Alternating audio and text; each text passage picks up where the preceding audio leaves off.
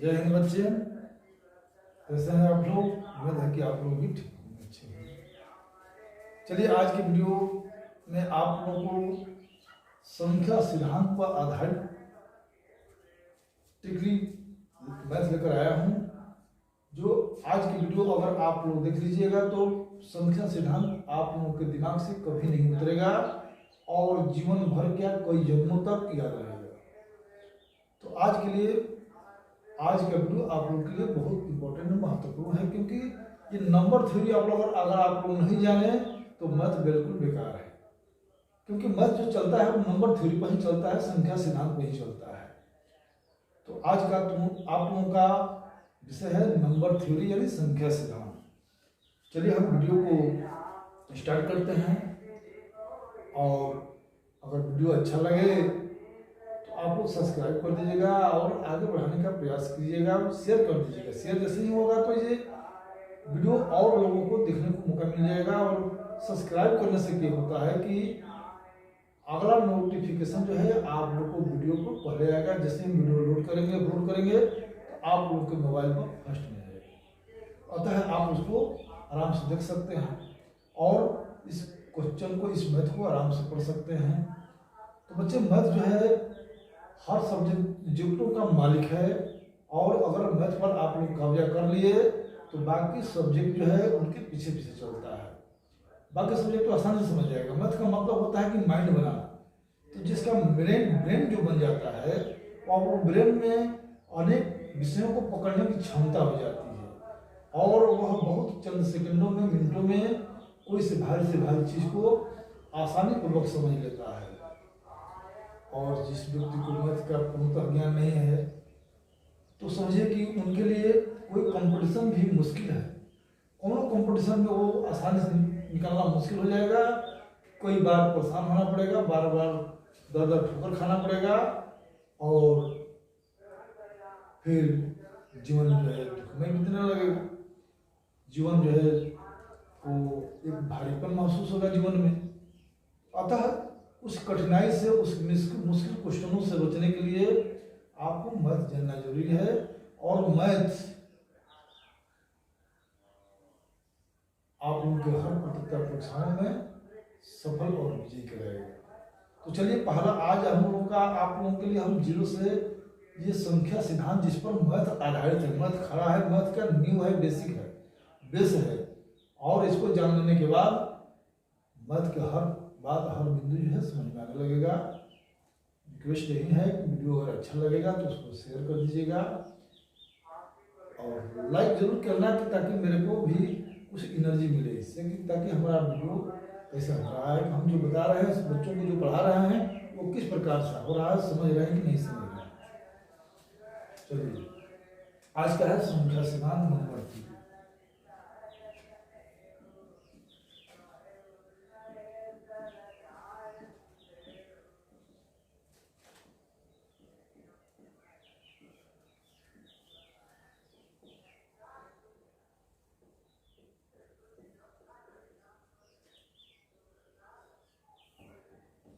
Number 3। तो चलिए हम स्टार्टिंग करते हैं। नंबर थ्योरी में पहले हमको ये देखना है कि प्राकृत संख्या क्या है। तो प्राकृत संख्या है क्या? तो प्राकृत संख्या जितना होता है वो जीरो से ऊपर होता है, यानी जीरो से ऊपर वाले को, यानी 1 2 3 1 2 3 4 5 यानी अनंत। लिखते लिखते हम थक जाएंगे, वो अंत नहीं होगा। तो इसका नाम है प्राकृत संख्या। और बच्चे हर संख्या का चिन्ह होता है। देखिए इनके बगल में फर्स्ट में चिन्ह होता है, चिन्ह आगे होता है, यानी इनके आगे पहले चिन्ह होगा। अगर कोई चिन्ह नहीं दिया है तो समझिए कि वो प्लस है, धनात्मक है। तो जीरो से ऊपर वाला जितने भी संख्याएं हो वो धन पूर्णांक भी कहलाता है। इन्हीं का नाम है धन पूर्णांक। बुक में लिखा था धन पूर्णांक, तो विद्यार्थी इसमें घबरा जाते हैं कि धन पूर्णांक कौन है भाई। तो धन पूर्णांक जैसे ही कहेगा तो समझ लीजिए कि जीरो से ऊपर। धन पूर्णांक जो होता है जीरो से ऊपर होता है, और ऋण पूर्णांक जितना होता है वो जीरो से नीचे होता है। तो जीरो से नीचे वाले संख्या को हम ऋण पूर्णांक कहते हैं, ऋणात्मक पूर्णांक कहते हैं, और जीरो से ऊपर वाले को धनात्मक पूर्णांक। तो उसी का नाम है प्राकृत संख्या। चलिए, इसके बाद आप तो समझ गए होंगे कि अगर कोई संख्या में चिन्ह नहीं तो वो धन पूर्णांक है, यानी प्राकृत संख्या है, धनात्मक है। अब देखिए ऋण पूर्णांक। अब इसी में अगर हम देखिए, इससे आगे हम बढ़ते हैं पूर्ण संख्या। पूर्ण संख्या का ग्रुप कैसा होता है भाई? ये संख्याओं का ग्रुप है, यानी पूर्ण संख्याओं में अगर केवल जीरो शामिल कर देते हैं तो ये पूर्ण संख्या बन जाता है, बाकी तो सब धनात्मक ही रहेगा। केवल जीरो मिला देने से इनका नाम पूर्ण बन जाता है। अगर कोई पूछ दिया कि पूर्ण संख्या क्या, आप एग्जाम्पल बोलिए, सबसे छोटी पूर्ण संख्या कौन है, तो सबसे छोटी पूर्ण संख्या वो जीरो है। अगर धन पूर्णांक में कोई कहेगा कि सबसे छोटी धन पूर्णांक कौन है, तो 1 है। सबसे इस तरह से मैंने 1 से स्टार्टिंग होता है, ये 0 से स्टार्टिंग होता है। चलिए, अगला है पूर्णांक। पूर्णांक संख्या। पूर्णांक संख्या में क्या होता है? इसमें ऋणात्मक और धनात्मक दोनों होता है, दोनों अनंत होता है। इधर पता ना कितना ऋणात्मक संख्या है और धनात्मक संख्याएं हैं, यानी ऋणात्मक, धनात्मक और जीरो। ऋणात्मक, धनात्मक और जीरो तीनों के समूह को हम पूर्णांक संख्या कहते हैं। यह है पूर्णांक संख्या। इसमें क्या है कि जीरो से जैसे ही हम बाएं चलेंगे तो माइनस वाला संख्या से भेंट होगा, और जीरो से जैसे ही हम दाएं तरफ बढ़ते हैं तो प्लस वाले संख्या से भेंट होता है। तो देखिए, इनके हर अंक से पहले चिन्ह लगा हुआ है, इनके हर अंक से पहले कोई चिन्ह नहीं है। तो जब किसी भी संख्या के पहले कोई चिन्ह नहीं है तो उसको हम प्लस मानते हैं, और उसी प्लस का नाम है धन पूर्णांक, धनात्मक चिन्ह, और माइनस का नाम है ऋणात्मक चिन्ह। चलिए आगे बढ़ते हैं। सम संख्या।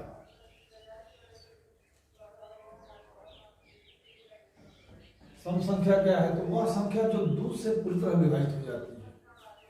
2 से पूरी तरह विभाजित हो जाती है, यानी 2 से पूरी से विभाजित होने वाले कौन कौन है? 2, 4, 6, 8, 10, 12, 14, 16, इस सब से अनंत है। लिखते लिखते हम थक जाएंगे, लेकिन सम संख्याओं का अंत नहीं होगा। तो इस प्रकार इसका नाम है सम संख्या, जो 2 से पूरा पूरा कट जाता है, यानी जिसके अंत में 2, 4, 6, 8, 10 हो। कोई बड़ी से बड़ी संख्या है, जैसे मान लीजिए कि बड़ी से बड़ी संख्या है 520 है, जिसके अंत में 0,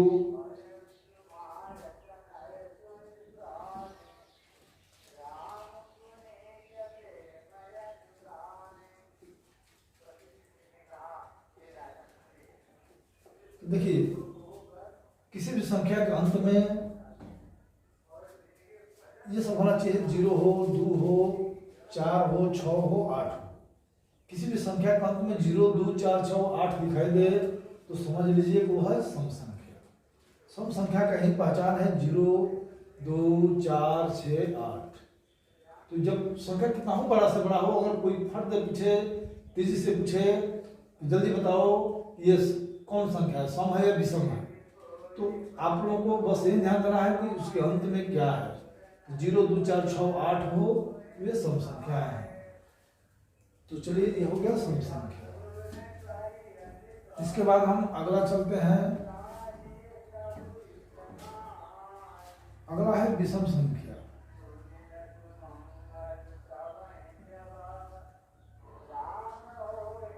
विषम संख्या स्टार्ट होता है 1, 3, 5, 7, 9, 11, 13, यानी एक एक छोड़ करके।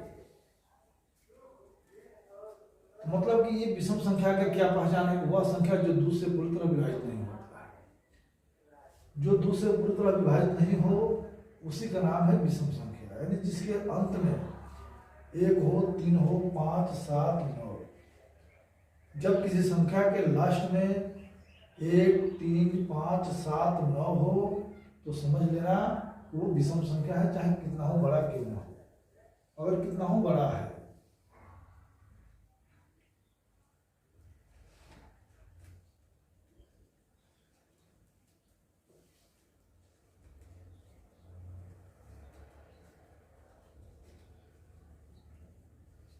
देखिए कितना हो संख्या बड़ा है, देख देख कर बताना है कि वो विषम है कि सम है। तो देखिए इसमें क्या है बच्चे, इसमें 1 है, इसमें 3, इसमें 7, इसमें 9।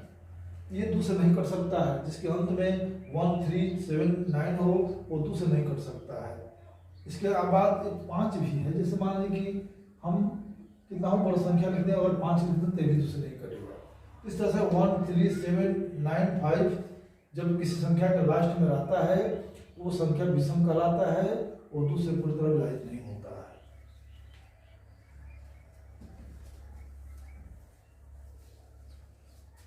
इसके बाद अगला है अभाज्य। यह है अभाज्य संख्या, इसी को कहा जाता है ऋण संख्या।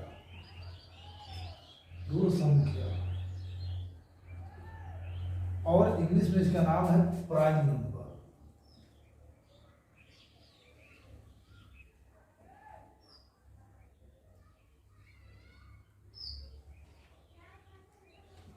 प्राइम नंबर तो प्राइम नंबर माने अभाज्य संख्या। तो इसकी क्या पहचान है, इसकी पहचान है कि जो स्वयं से कटे। एक से तो कोई संख्या कट सकता है, 1 से, चाहे कोई भी संख्या हो 1 से डिवाइजेबल होता है, 1 से कट जाता है। लेकिन जो स्वयं से भी कट जाएगा, हर कोई भी संख्या स्वयं से कट जाएगा, 5 5 से कट जाएगा, 8 8 से कट जाएगा, 10 10 से कट जाएगा।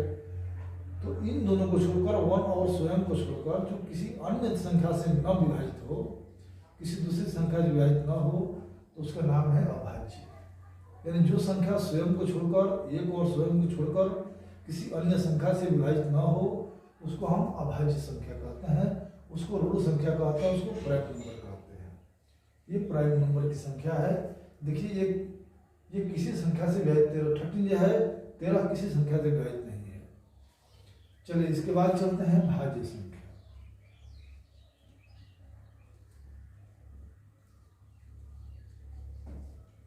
भाज्य संख्या को दूसरा नाम यौगिक संख्या है।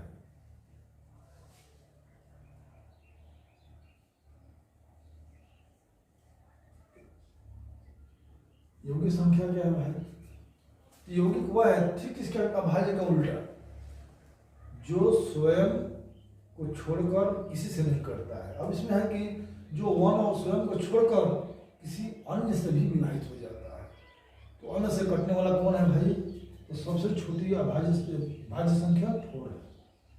4 के बाद 6, 6 के बाद 8 9 10 12 14 15 16, इस तरह से अनंत है। ये सब अब भाज्य संख्याएं हैं। ये देखो 4 1 से तो कट ही जाएगा, 1 से तो कोई संख्या कट जाएगा। इसके बाद ये स्वयं से भी कट जाएगा, 4 से कट जाएगा। लेकिन ये इन 1 और स्वयं को छोड़कर 2 से भी विभाजित हो जाता है। इसलिए ये जो है भाज्य है। ये सब भाज्य है, सब यौगिक संख्याएं हैं जो एक और अपने को छोड़कर, एक और स्वयं को छोड़कर किसी अन्य संख्या या दूसरी संख्या से भी विभाजित हो जाता है। यह है भाज्य संख्या। चलिए आगे संख्या हम बता रहे हैं।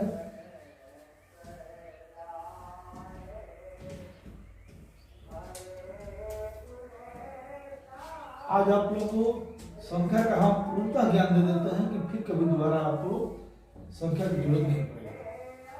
अब अगर हम चलते हैं, अब आएगा आंसर, क्वेश्चन आएगा असमभाज्य। असमभाज्य संख्या क्या है?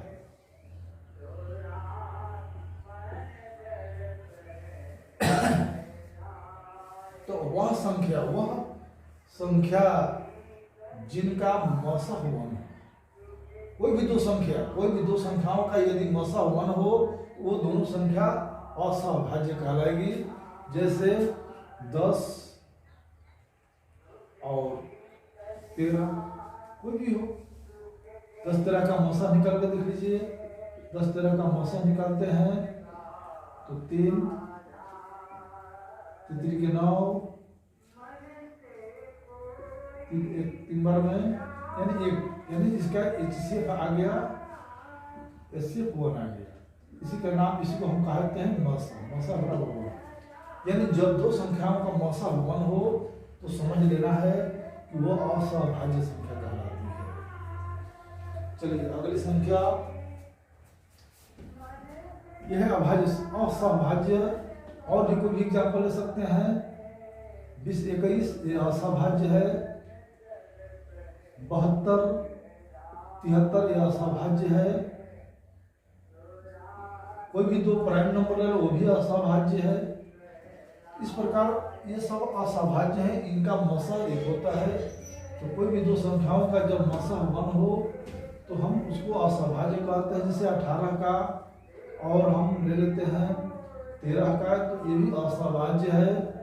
8 और 5 लेकर चलते हैं तो ये भी असहभाज्य है। जब दो संख्याओं का इससे मौसा 1 हो उसको हम असहभाज्य संख्या कहते हैं। चलिए इसके बाद चलते हैं जुड़वां भाज्य।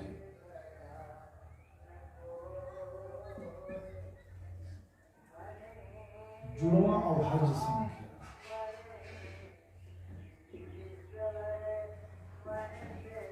बच्चे जुड़वां अभाज्य संख्या क्या है? जुड़वां माने जोड़ा और अभाज्य संख्या, कुछ ऐसे दो जुड़े अभाज्य संख्याओं को बताना है कि जिनके बीच में एक भाज्य हो। ऐसे दो अभाज्य संख्याओं को बताना है कि जिसके बीच में एक भाज्य हो। तो इसके लिए हम क्या करते हैं, तो हम इसमें देखते हैं कि 3 और 5, देखिए 3 और 5 दोनों अभाज्य है और इनके बीच में क्या है 4 है, तो इनका नाम हो गया जुड़वां अभाज्य। 5, 7, देखिए 5, 7 जो है दोनों अभाज्य है, इनके बीच में क्या है 6 है। अगला एग्जाम्पल चलते हैं 11, 13, इन दोनों के बीच में 12 एक भाज्य है। जब दो अभाज्य के बीच एक भाज्य हो तो उनका नाम है जुड़वां अभाज्य। जुड़वां अभाज्य का मतलब होता है बच्चे कि जब दो अभाज्य संख्याओं के बीच में एक भाज्य हो। इसके बाद अगला एग्जाम्पल है 17, 19, इनके बीच में 18 है। फिर इसके बाद है 29, 31, इनके बीच में 30 है।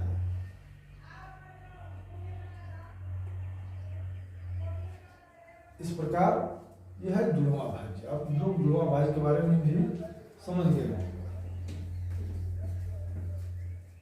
अगला है संपूर्ण संख्या।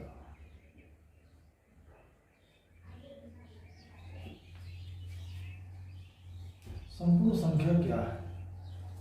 संपूर्ण संख्या उसको कहते हैं जिसके अपवर्तकों का योग इस संख्या से दुगना हो गया। बच्चे नवोदय विद्यालय में हमेशा सब आता है, संख्या से जितना भी सब आता है, लेकिन ये पिछले अभी 2 साल पहले ये संपूर्ण संख्या पूछा था, बहुत बच्चे नहीं बता पाए थे। तो संपूर्ण संख्या का मतलब क्या होता है? संपूर्ण संख्या उसको कहते हैं जिसके अपवर्तकों का योग उस संख्या से दुगना हो। जैसे हर संख्या का अपवर्तक होता है, लेकिन इसमें है देखिए 6 के अपवर्तक का जो कितना होगा, 6 का अपवर्तक को कहलाता है, यानी 6 को जो संख्या काट देगा वही उसका अपवर्तक कहलाता है। काटने वालों का नाम है अपवर्तक। जैसे किसी को मर्डर करने वाले का नाम हत्यारा है, उसी प्रकार इसको मारने वाले का नाम अपवर्तक है। जैसे 1 से कट जाएगा, 2 से कट जाएगा, 3 से कट जाएगा, अब इसके बाद अपने आप से कटेगा। हर संख्या अपने आप से कटता है। तो इस प्रकार इनके यह अपवर्तक हो गए। अब इनका अपवर्तक को हम जोड़ते हैं, 2, 1, 3, 3, 3, 6 बार, तो देखिए इस अंक का दुगना हो गया। इसकी परिभाषा है वह संख्या जिसके अपवर्तकों का जो उस संख्या से दुगना हो जाए तो वो संख्या संपूर्ण संख्या कहलाती है। तो 1 से 100 के बीच में एक 6 है, एक और 28 है, इसको ऐसे शोधन किया गया है। अब 28 का देख लो, 1 से कटेगा, 2 से कटेगा, 4 से कटेगा, 7 से कटेगा, 14 से कटेगा, 28 से कटेगा। ये जिसे विभाजित हो जाए, 1 से विभाजित हो जाएगा, 2 से विभाजित हो जाएगा, 4 से हो जाएगा, 7 से हो जाएगा, 14 से हो जाएगा, 28 से हो जाएगा। तो जिस जिस संख्या से पूरी तरह से विभाजित हो जाता है वही इसका अपवर्तक कहलाता है। अब इसमें हम अपवर्तकों का योग देखते हैं। तो 2 1 3 4 3 7 7 14 14 28 28 56, यानी इसका आ गया 56। तो ये 56 जो है 28 का दुगना है, और इसका आ गया 12, ये 6 का दुगना है। तो हम 1 से 100 तक में आगे जो भी हो, लेकिन हम यहाँ 1 इतना जानते हैं कि मैंने 6 और 28 के अलावा बहुत ऐसे संख्या मिल भी नहीं करेंगे जो जिनके अपवर्तकों का योग इतना हो। जैसे कोई भी संख्या का अपवर्तक का निकालो, अब जैसे 10 का निकालते हैं, 1 से कटेगा, 2 से कटेगा, 5 से कटेगा, 10 से कटेगा। या तो इनके अपवर्तकों का योग इससे कम होगा, इससे दुगना से कम होगा, नहीं तो दुगना से ज्यादा होगा। तो देखिए 2 1 3 5 3 8 8 10 18। अब देखिए इसके दुगना से भी कम है, कोई भी संख्या ले लो, 20 ले लेते हैं, 1 से कट जाएगा, 2 से कटेगा, 4 से कटेगा, 5 से कटेगा, 10 से कटेगा, 20 से कटेगा। तो 2 1 3 4 5 7 5 12 12 10 22 22 20 42 20 दुना 40, यानी अधिक, या तो दुगने से ज्यादा होगा, नहीं तो दुगने से कम होगा। तो यही दो एक संख्याएं हैं जो जिनकी अपवर्तकों का जो उन संख्या से दुगना है। तो 6 और 28 ये सब दो संख्या है। चलिए इसके आगे हम पढ़ते हैं।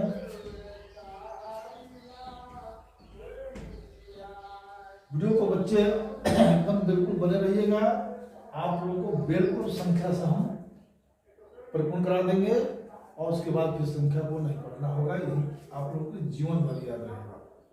चलिए अगला है,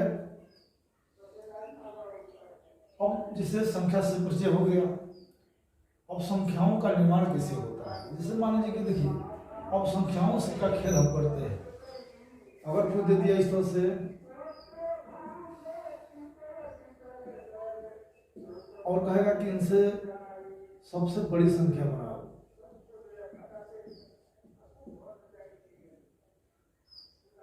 तो चलिए सबसे बड़ी संख्या पहले ये देखना है। इसके पहले एक और चीज बता देते हैं। चलिए पहले सबसे बड़ी संख्या इसको पहले देखेंगे। सबसे बड़ी एक अंक, अगर कोई पूछेगा सबसे बड़ी क्या होता है, एक अंक का सबसे बड़ी 9 होता है। देखिए सबसे बड़ी संख्या में क्या करना है, दिखाना है, उसको भी हम बताएंगे अभी इसके बाद। इनसे सबसे बड़ी संख्या हम कैसे बनाएंगे, बस इस तरह से अंक जो है कमा के साथ दिया रहेगा। जैसे हम संख्या बनाएंगे तो इस कमा को हटा देंगे। तो सबसे बड़ी संख्या बनाना है तो अंकों को अवरोही क्रम में, डिसेंडिंग ऑर्डर में, यानी घटते क्रम में सजा देते हैं। तो घटते क्रम में कैसे सजाएंगे, जो संख्या जो सबसे बड़ा होगा वो पहले लिखेंगे, इसके बाद इससे छोटा 5, इसके बाद उससे छोटा 2, उसके बाद उससे छोटा 1, इसके बाद 0। देखिए हमको कामा नहीं देना है। 7 7 के बाद 5, 5 के बाद 2, 2 के बाद 1, 1 के बाद 0। देखिए कमा नहीं, क्योंकि संख्या जो बनाना है तो हम कमा हटा देंगे। इस प्रकार ये सबसे बड़ी संख्या हो गया। अगर सबसे छोटी संख्या बनाना है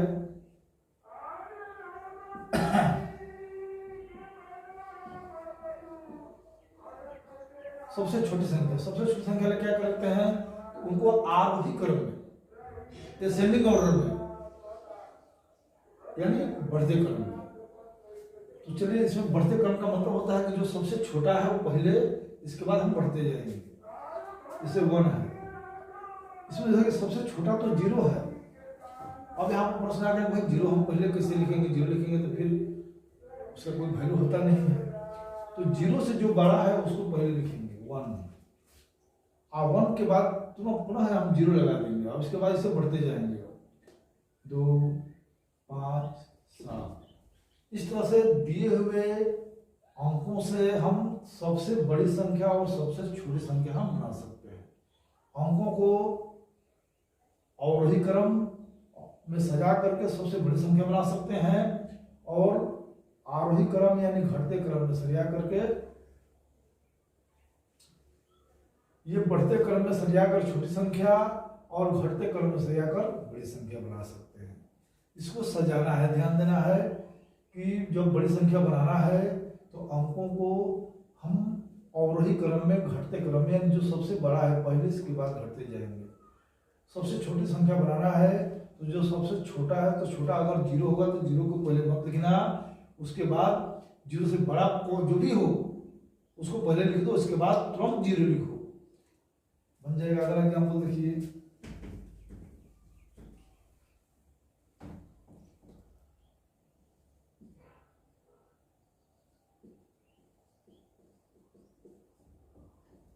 अब इनसे बड़ी से बड़ी संख्या बनाना है तो सबसे पहले हम 9 लिखेंगे, इसके बाद 7, 5, 3, 2, 0, बड़ी संख्या को घटते क्रम में।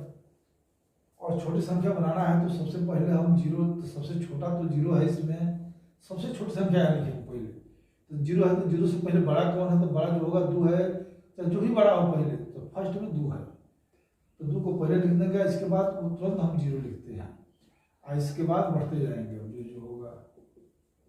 इस प्रकार हम, ये छोटी संख्या हो गया। तो आप लोग समझ गए होंगे कि दिए हुए अंकों से हम सबसे बड़ी और सबसे छोटी संख्या कैसे निकालेंगे।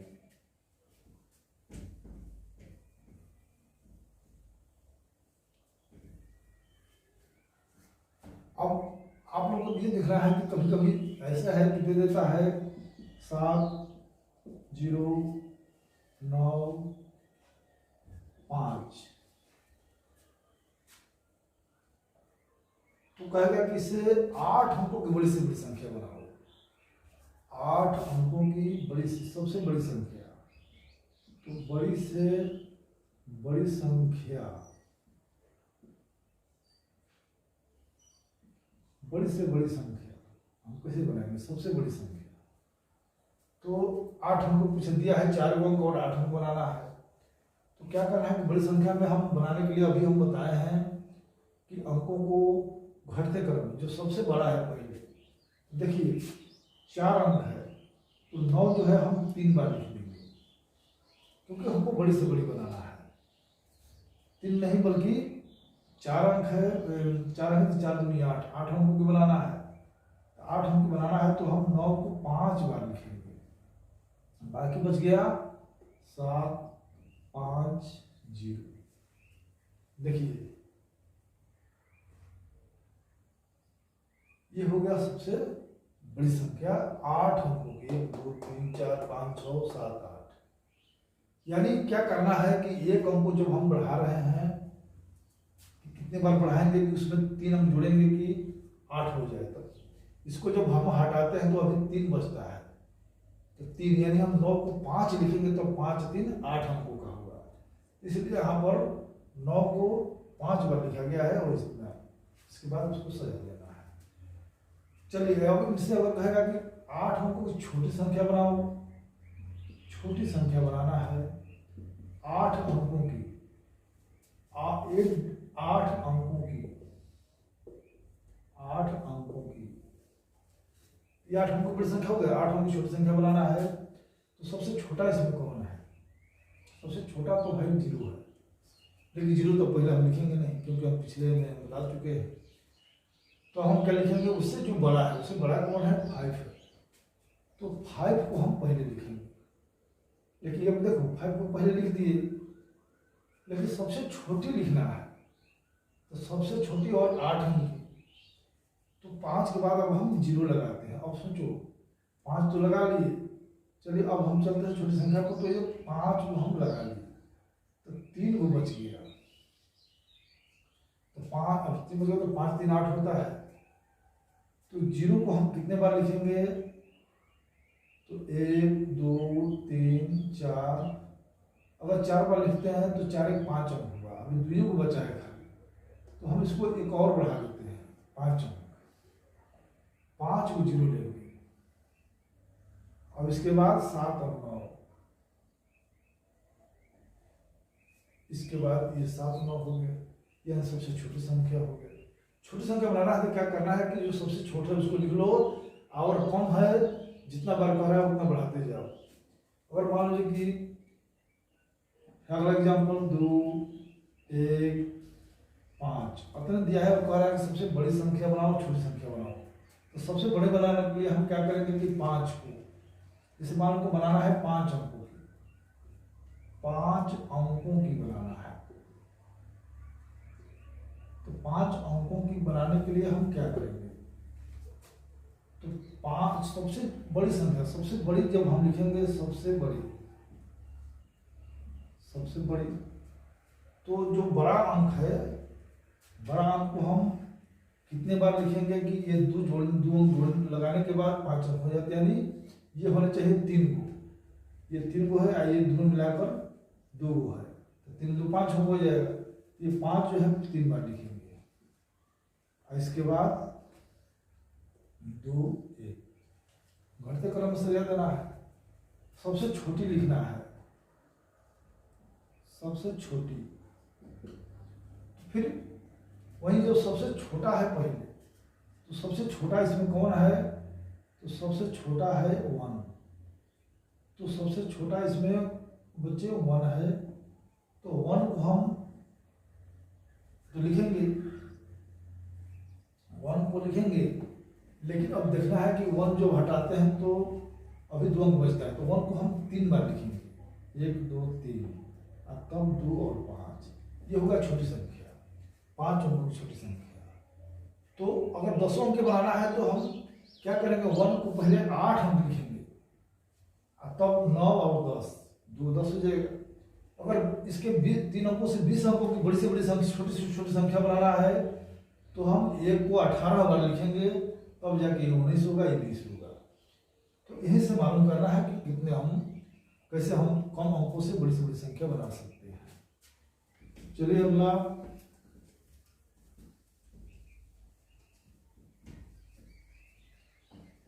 अब देखना है कि बहुत लोगों को एक अंक की बड़ी और छोटी नहीं पहचान में आता है कि एक अंक की बड़ी संख्या और छोटी संख्या क्या है। देखिए, एक अंक की छोटी संख्या, इसके लिए क्या होता है कि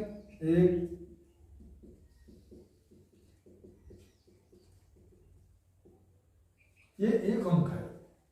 आपको पूछता है तो बच्चे घबरा जाते हैं, भाई एक अंक की बड़ी संख्या और छोटी संख्या कौन है। एक अंक की सबसे छोटी, इसमें देखो कि सबसे छोटा कौन है, ये 1 है, एक अंक की छोटी संख्या 1, और सबसे बड़ी कौन है, तो ये 9 है, तो सबसे बड़ी 9 हो गया। तो इस तरह से एक अंक की छोटी और एक अंक की बड़ी। अब 9 से यदि आगे बढ़ते हैं तो हमको भेंट होगा 10 से लेकर 10 11 12, यानी हमको 99 तक भेंट होगा, यानी 10 से लेकर 99 तक 2 अंकों की संख्या है।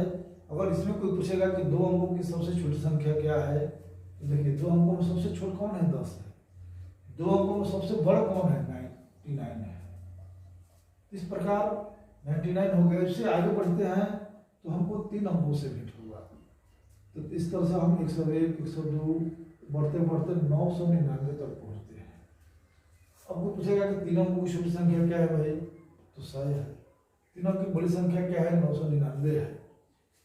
तो इस तरह से आप समझ गए होंगे कि माने छोटी संख्या में एक अंक की छोटी संख्या 1, 2 अंक की छोटी संख्या 1 जीरो बढ़ा दो, 3 अंक की छोटी संख्या 1 और जीरो बढ़ा दो, जितना की छोटी संख्या पूछा जाएगा उतना जीरो बढ़ा देना है।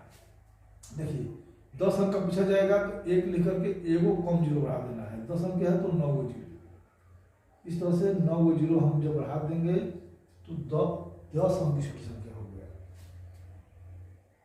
जैसे 3 अंक की छोटी संख्या तो 1 पर 2 जीरो, 1 को कम जीरो बढ़ा देना है 1 पर, छोटी संख्या बन जाता है।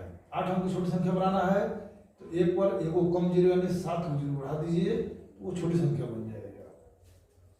अब देखिए बड़ी संख्या में क्या होता है, 1 अंक की बड़ी संख्या 9, 2 अंक की बड़ी संख्या 2 9, 3 अंक की बड़ी संख्या 3 9, 4 अंक की बड़ी संख्या 4 9। इस तरह 8 अंक की बड़ी संख्या कोई पूछेगा तो 8 9। तो बड़ी संख्या में हम क्या करते हैं, खाली 9 जोड़ते हैं, 9 बढ़ाते हैं।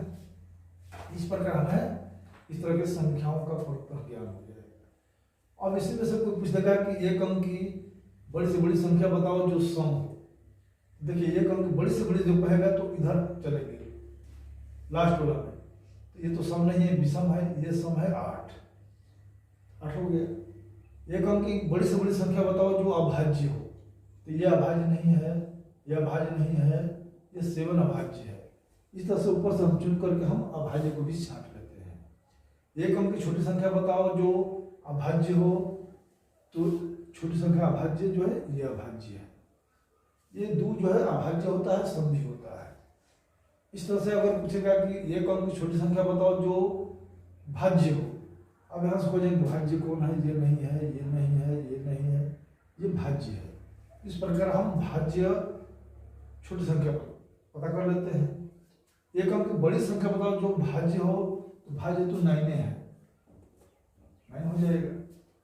इस तरह से आगे या पीछे भाज्य अभाज्य सम विषम जब पूछा जाएगा, बड़ी पूछा जाएगा तो आगे ध्यान देना है, छोटी पूछा जाएगा तो पीछे ध्यान देना है। तो इस प्रकार बच्चे मेरे उम्मीद है मेरे को आज कि आप लोग आज ये संख्या सिद्धांत अच्छी तरह से समझ गए होंगे। तो बच्चे की रिक्वेस्ट है कि आप लोग लाइक कर दीजिएगा और शेयर सब्सक्राइब जरूर करना, ताकि ये संख्या सिद्धांत जो है और आगे तक बढ़ते जाए। और सब्सक्राइब करने से होता है कि अगर आप नए हैं तो आपके मोबाइल पर हमेशा ये पहला हम जैसे ही वीडियो अपलोड करेंगे तो उसका नोटिफिकेशन आपको पहले मिलेगा।